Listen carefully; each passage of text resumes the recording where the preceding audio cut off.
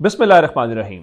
लाखों करोड़ों दुरूदो सलाम मोहम्मद मुस्तफ़ा सल्लल्लाहु अलैहि वसल्लम और आले मोहम्मद पर। मैं हूं उमर दराज गोंदल। देखिए, ये सियासत है, आप सियासत करेंगे तो आपके साथ सियासत होगी।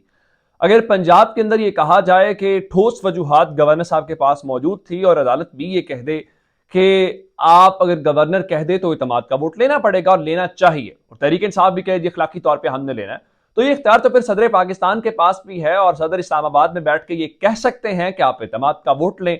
पाकिस्तान तहरीक इंसाफ ने बाज़ाब्ता तौर पर सदर पाकिस्तान से ये कह दिया है कि ठोस वजूहात देखी जाएं। अगर इन बुनियादों के ऊपर पंजाब में ये कहा जा सकता है इतमाद का वोट, तो फिर सदर पाकिस्तान को भी चाहिए कि वो शहबाज शरीफ को कहें कि वो इतमाद का वोट लें। और पाकिस्तान तहरीक इंसाफ ने बाज़ाब्ता तौर पर इस सिलसिले में आज मुतालबा कर दिया है, और ये मुतालबा पाकिस्तान तहरीक इंसाफ के जो सेनेटर फैसल जावेद हैं, उन्होंने आज ये ट्वीट की सूरत में किया। कहते हैं कि वजीर आला परवेज इलाही ने काबीना में एक रुकन को चाय के साथ शक्कर ऑफर नहीं की। वजीर आला इतमाद खो बैठे हैं। जैसी मजायका खेज वजूहात गवर्नर रखी, उससे कहीं ज्यादा संजीदा वजूहात मौजूद हैं कि सदर मुमलिकत वजीर आजम से एतमाद का वोट हासिल करने को कहें। वजीर आजम पर एतमाद का जीरो एतमाद।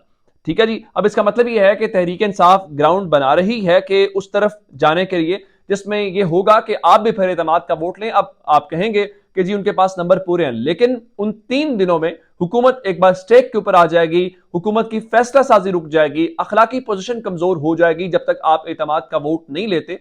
तो जो आपने सियासत पंजाब के अंदर की है वो सियासत आपके साथ वहां पे हो जाएगी। लेकिन चूंकि आप इस वक्त सियासत के साथ हैं, देखिए कहा गया था कि अगर इमरान खान की हुकूमत ना गिराई गई तो पाकिस्तान को सजा मिलेगी, और अगर गिरा दी गई तो फिर क्या होगा, फिर रिवॉर्ड मिलेगा, फिर जजा मिलेगी। जाहिरी बात है, तो जजा मिलना शुरू हो गई है, और वो कहां से मिल सकती है, वो उन ताकतों से ही मिल सकती हैं जो साइफर्स भेजती हैं, जो वहां पे क्या कहते हैं कि इन्फ्लुएंस रखती हैं। एक बार सोहेल बड़ाई साहब ने एक पख्तून लीडर से यह सवाल किया था कि आप इतने सालों के बाद पाकिस्तान को कहां देखते हैं, तो उन्होंने कहा था ये मुझसे मत पूछें, ये अमेरिका से पूछें कि उनके प्लान में क्या शामिल है, कि उनका अगले 25 साल में या 30 साल में जितने भी साल हैं उसके अंदर उनका पाकिस्तान के बारे में प्लान क्या है। अब जरा खबर सुन लीजिए जिससे आपको अंदाजा होगा। US to fund Afghan border security amid raging TTP attacks in Pakistan from Afghanistan foreign minister Bilawal Bhutto. Bilawal Bhutto Zardari ये फरमा रहे हैं कि अमेरिका ने फैसला किया है कि अफगानिस्तान और पाकिस्तान के बॉर्डर की सिचुएशन को देखते हुए अमेरिका ने पाकिस्तान को फंडिंग देने का फैसला कर लिया है। बिल्कुल ठीक है जनाब, हमें कीमत तो मिलनी चाहिए, और हम इस फंडिंग के ऊपर चलते चलते इस नहज के ऊपर पहुंच गए हैं। हमारी अपनी इंडस्ट्री बंद हो गई है, हमारे यहाँ एक इकोनॉमिक बिल्कुल कोलैप्स है, कोई उससे फर्क नहीं पड़ता, लेकिन हमें फिलहाल वहां से हम कामयाब सफारतकारी है। लेकिन उसके साथ अगली आप खबर सुनेंगे तो आपको अंदाजा होगा कि बिलावल भुट्टो जरदारी जो इंटर्नशिप कर रहे हैं, तकरीबन 2 अरब रुपया लग चुका है उनकी इंटर्नशिप के ऊपर। उनकी इंटर्नशिप कंप्लीट हुई है या नहीं हुई, पाकिस्तान को उनकी इंटर्नशिप काफी ज्यादा महंगी हुई है। खबर यह है कि UAE bans visitors from 2 more Pakistani cities, overall 24 Pakistani cities black listed. Pakistan के मजमूई तौर पे 24 ऐसे शहर हैं जहां पे मुत्तहिदा अरब अमारात ने वहां के शहरियों को यूएई का वीजा देने से इनकार कर दिया है, या इवन विजिटर्स बहुत सारे ऐसे भी हैं जहां पे अगर आप बिजनेस वीजा के ऊपर जाना चाहते हैं तो उनको भी इजाजत नहीं है। तो 2 मजीद शहर जो हैं वो शामिल कर लिए गए हैं पाकिस्तान के। तो इसका मतलब क्या है, इसका मतलब यह है वो जो बिलावल भुट्टो जरदारी फरमाते हैं कि मेरी मेहनत की वजह से पाकिस्तान फैटफ से निकला है, उनको ये बताया जाना चाहिए कि पाकिस्तान के 2 शहरों के ऊपर मजीद पाबंदियां लग गई हैं। लेकिन जाहिर बात है उनको इन चीजों से कोई फर्क नहीं पड़ता, और फर्क का अंदाजा लगा लीजिए कि दिसंबर का महीना है, और दिसंबर के महीने में बांग्लादेश बना था, पाकिस्तान से अलग हुआ था। बड़ा पेनफुल इंसिडेंट है, हम कभी उसको भूल नहीं सकते। आखिर उसकी वजूहात है, कौन उसका जिम्मेदार है। जनरल बाजवा जाते जाते कहें वो सियासी नाकामी है, तो उससे जान नहीं छूट सकती कि सियासी नाकामी सिर्फ नहीं थी, बल्कि उसमें बहुत सारी फैक्टर्स हैं जो उससे पहले इतने अरसे से हुकूमत में थे, वो जवाब दे तो हैं। एक मुहावरा आपने सुना होगा 2 टके, जिसका मतलब ये होता है कि किसी को अगर उसकी हैसियत कम दिखानी हो या ये बताना हो कि वो कमतर है तो कहा जाता है 2 टके का फलां फलां।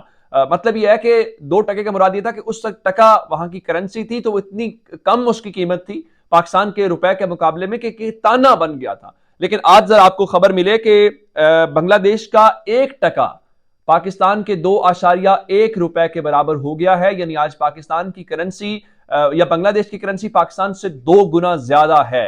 अगर आपके पास एक बांग्लादेश का टका है तो आपको पाकिस्तान के 2 रुपए और 1 पैसा मिलेगा।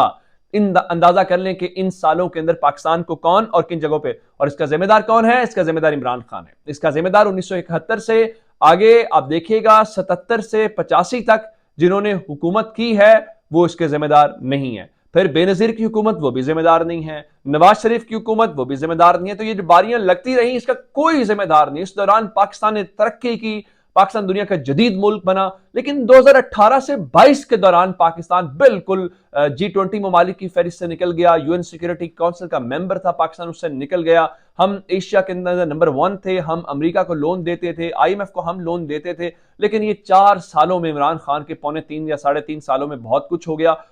बस ये सिर्फ अब साबित हमने ये करना है। उसकी वजह क्या है कि इमरान खान को लेवल प्लेइंग फील्ड के तहत हमने सिस्टम में से निकालना है। कैसे? अंदाजा करें कि आज इनके जो रहनुमा जावेद लतीफ साहब, फैसल कह दिया, जावेद लतीफ साहब, जिनको सिर्फ वजारत भी ये दी हुई है कि आपने सिर्फ प्रेस कॉन्फ्रेंस करनी है, खासकर इमरान खान के खिलाफ, चाहे मजहब का इस्तेमाल करें या कोई और इस्तेमाल करें। वो कहते हैं जी हमारे साथ ना इंसाफियों के मदावे तक पाकिस्तान आगे नहीं बढ़ सकता। मजीद फरमाया कि इमरान खान को सजा देना होगी, हमसे सिर्फ माफी नहीं, हमारी सजाएं खत्म करना होगी। यही लेवल प्लेइंग फील्ड है। यानी मकसद क्या है कि हमें इमरान खान को सबक सिखाना है। जब तक इमरान खान को सबक नहीं सिखाएंगे तो ये होगा। और लग ये रहा है कि मुल्क के जो मुक्तदर हल्के हैं, मुल्क की जो ताकतवर पावरफुल क्वार्टर्स हैं, वो इस वक्त शरीफ खानदान की और नवाज शरीफ की ख्वाहिशें पूरी करने के ऊपर लगा हुआ है।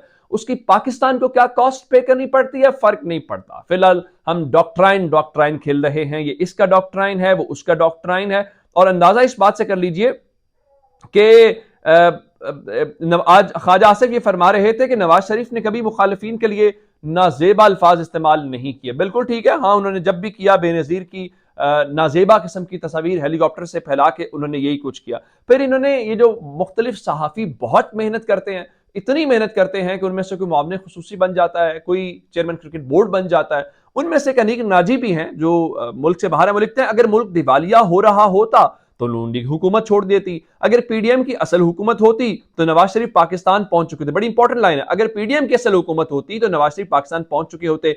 अगर निजाम मुत्तहिद होता तो इमरान खान जेल में होता और झूठे चैनल बंद हो चुके होते। यानी निजाम अभी तक तब्दीली के तूफानी झटकों से गुजर रहा है, ताहम तब्दील हवा नहीं।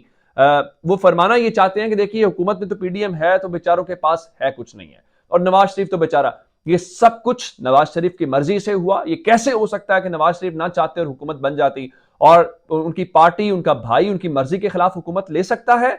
सवाल ही पैदा नहीं होता। और अगर मर्जी के खिलाफ ली है तो फिर नवाज शरीफ की हैसियत क्या है जिस बुनियाद के ऊपर वो आकर लीड करेंगे? उनका अगर अपनी पार्टी के ऊपर भी कंट्रोल नहीं है। और अयाज सादिक साहब हमें ये फरमा रहे हैं कि जनाब देखिए इमरान खान असेंबलियां नहीं तोड़ेंगे, वो ड्रामे कर रहे हैं, अगर असेंबलियां तोड़नी होती तो वो डेट्स ना देते। तो जनाब आप रुकावट ना खड़ी करें ना, इमरान खान को एक्सपोज होने दें।